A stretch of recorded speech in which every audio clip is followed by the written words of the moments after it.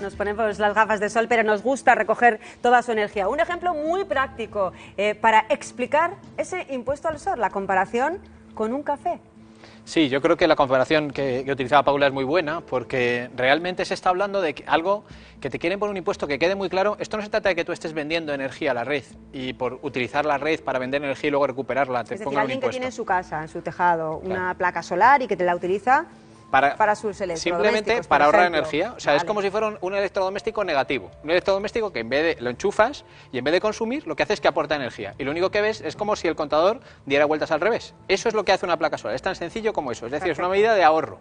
Bueno, pues por esa energía que no sale de tu casa, ¿qué quiere decir que no sale de tu casa? Quiere decir que el contador que tienes, que mide la compañía eléctrica, no sabe si tú te has puesto una placa fotovoltaica o te has comprado un frigorífico nuevo. Eso es. O has decidido consumir menos, ¿vale? O simplemente ahora no vives en la casa, ¿vale? No lo sabe lo que pasa, pero sin embargo, si tienes una placa, te pone un impuesto, ¿no? El ejemplo está muy bien traído, vamos a verlo. El de la cafetera. Es que el ejemplo de la cafetera es muy bueno. Esto es que el ministro lo llama peaje de respaldo. Es como técnicamente, esta mañana lo decía en las redes sociales, ¿no? Digo, ¿por qué lo llaman peaje de respaldo cuando quieren decir impuesto al sol, ¿no? En la calle es impuesto al sol, técnicamente es peaje de respaldo. ¿Peaje de respaldo por qué? Porque dicen, hombre, cuando se te va el sol, hay toda una red eléctrica que tienes que tirar de red. Dice, hombre, por supuesto. Y yo cuando me tomo un café en casa, normalmente me lo tomo en casa y no le pago a nadie, ya me compro yo, ya me busco yo la vida para tener mi café y mi cafetera, ¿no?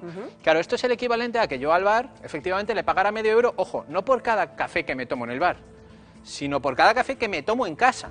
Y le pago medio euro por si acaso algún día se me agotan a mí los cafés de casa y me tengo que bajar al bar. Por él. Es lo mismo. Esto es el equivalente, ¿no?, que tenemos aquí, claro. Cuando te vas a nivel de lo que son las placas fotovoltaicas, no hablamos de medio euro, hablamos de mucho más, ¿no? Entonces, el ejemplo sería... estamos hablando? Claro. Esto depende del número de placas que te pones. Pero si te pones 3 placas, que es lo básico, para cubrir en torno al 30% del consumo doméstico, hace falta solamente 3 placas, ¿vale? Es muy sencillo hacer esto. Serían del orden de 90 euros al año que tienes que pagar según el borrador de normativa que hemos conocido por el Gobierno. Por el borrador todavía. Vale. Eso es. Claro, alguien me dice, claro, Jorge, es que tú haces trampa. El ministro seguramente, si nos está viendo, me lo dirá. ¿Por qué haces trampa? Dice, porque el sistema eléctrico es muy complejo, no es lo mismo, el café está separado, tú tienes una estructura de las cafeteras por ahí, aparte del resto y tal. Bueno, pues vayamos a lo que es la realidad, a ver cómo alguien nos puede explicar cómo va a funcionar este impuesto, ¿no? Tenemos el siguiente gráfico, que lo que muestra es lo siguiente. Lo que nos está diciendo este impuesto al sol es, imagínense que yo tengo una casa que tiene las placas solares, una casa donde yo antes consumía, la media de una familia en España son 3.500 kilovatios hora al año, ¿vale? Yo tenía el consumo medio, resulta que me pongo 3 placas, estas que te digo, y con esas 3 placas ahorro el 30%, paso a consumir 2.500. ¿Qué pasa? Que tengo otra casa, por lo que sea una segunda residencia, o porque tienen un frigorífico más eficiente que el mío, o por la razón que sea, que consume desde siempre 2.500. Bueno, pues con el impuesto al sol, lo que va a ocurrir es que la casa sin placas solares va a pagar al año 659 euros por los 2.500 kilovatios hora y yo, por los mismos 2.500 kilovatios hora, pretenden que pague 748, es decir, 90 euros más que la otra. Claro, esto, ya digo, esto ya es sin trampa, o sea, esto ya no es la cafetera, ahora hablamos de electricidad. Esto se lo expliqué una vez, hace no mucho, a un profesor de una universidad americana, del MIT, y no cabía en su sorpresa, ¿no? Y la semana pasada estuve también con gente de la isla Reunión, de la colonia francesa, y tampoco me decían, pero esto me lo tienes que volver a explicar. Pero vamos a ver, entonces, ¿qué va a hacer esta gente si le va a salir más caro? Bueno, a ver, ¿va a incitar a que se quiten esas placas solares? No, ten en cuenta que esta gente lo que pasa es que partía de un consumo mayor, es decir, el consumo de esta casa era de 3.500 y han pasado a 2.500, ¿vale? Es decir, ellos no pagaban antes 659, ellos pagaban 850, ¿vale? Con lo cual, al ponerse las placas, siguen ahorrando, a pesar de pagar 748. Lo que pasa es que ahorran mucho menos de lo que deberían. Y a lo que lleva es todo esto, si todo esto se trata de proteger... ¿Hacia qué se va? ¿Hacia un incremento de las renovables? ¿Hacia que la gente se vaya a poner más placas solares o a todo lo contrario? No, esto va a lo contrario. Esto lo único que va es a proteger a la eléctrica. Porque detrás de todo esto lo que hay es una filosofía de que la eléctrica tiene que ingresar lo mismo, hagas tú lo que hagas. Entonces, como la eléctrica está acostumbrada a que este señor antes consumía 3.500 kilovatios hora y le pagaba 750 euros, pues lo que trata el gobierno con esto es de proteger eso. Y entonces dice, claro, es que si no, este señor es un insolidario con el otro.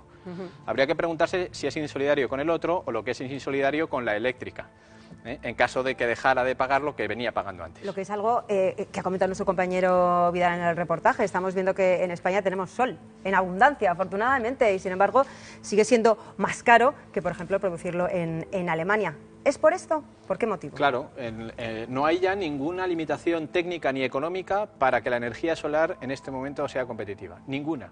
Desde el punto de vista económico produce ahorros muy importantes y desde el punto de vista técnico es muy fácil de conectar a la red. El problema que tenemos aquí son las trabas administrativas y la más grande de ellas es el impuesto al sol, que es una barbaridad. O sea, es decir, hay, por ejemplo, en California, que tiene un nivel de radiación muy similar al de España, esto está siendo una verdadera revolución. Cada vez más casas, pero cientos de miles de casas, todos los años se ponen placas solares para tener autoabastecimiento. Y el Tea Party, que seguramente es el paradigma del neoliberalismo en el mundo, está defendiendo esto. O sea, la ultraderecha norteamericana está defendiendo las placas solares. ¿Por qué? Porque en realidad es la libertad de cada uno de decir, oiga, déjeme a mí tranquilo, yo en vez de comprar la energía de donde venga de la red, me voy a poner mi placa, ¿no? Y aquí, sin embargo, lo que tenemos es al Partido Popular poniendo trabas para que toda esta industria se desarrolle, porque evidentemente lo que va es en contra del negocio tradicional de las compañías eléctricas. Se está primando entonces, como tú bien decías, a una serie de compañías frente a unos ciudadanos. Claramente, cuando se habla de insolidaridad, lo que se está diciendo es, oiga, es que usted va a dejar de pagar lo que pagaba antes en el recibo de la luz y, ojo, esto es la clave, como los costes del sistema son fijos, no lo son. Lo que quieren es, las eléctricas quieren que sean fijos para seguir ganando lo mismo, pero los costes no son fijos. Entonces, el gobierno ha adquirido digamos, el discurso de las eléctricas y ha dicho, no, efectivamente, como los costes son fijos, ahora tengo que repartir esos costes entre menos. Claro, y entonces esos menos van a pagar más, por supuesto. ¿Sabes eso cómo lo llaman los americanos? ¿Cómo? La espiral de la muerte. Uf. Porque lo que ocurre es que, como efectivamente los que se quedan sin placas solares cada vez pagan más, cada vez son más los que saltan a tener placas solares y entonces el proceso se acelera. Nos gusta mirarnos en Europa. Allí de ellos tenemos que aprender, también de los Estados Unidos. ¿Se aprobará definitivamente esta ley? ¿Este impuesto estará recogido en la futura ley? Bueno, vamos a ¿Se ver. aprobará como Vamos tal? a ver también, yo estuve con el anterior comisario de Energía, con el señor Oettinger, y nos prometió que si el gobierno lo aprobara en los términos en los que estaba, iría contra ello. Ahora el problema es que ya no está el señor Oettinger de comisario de Energía, ahora está el señor Cañete, el señor Arias Cañete, ¿no?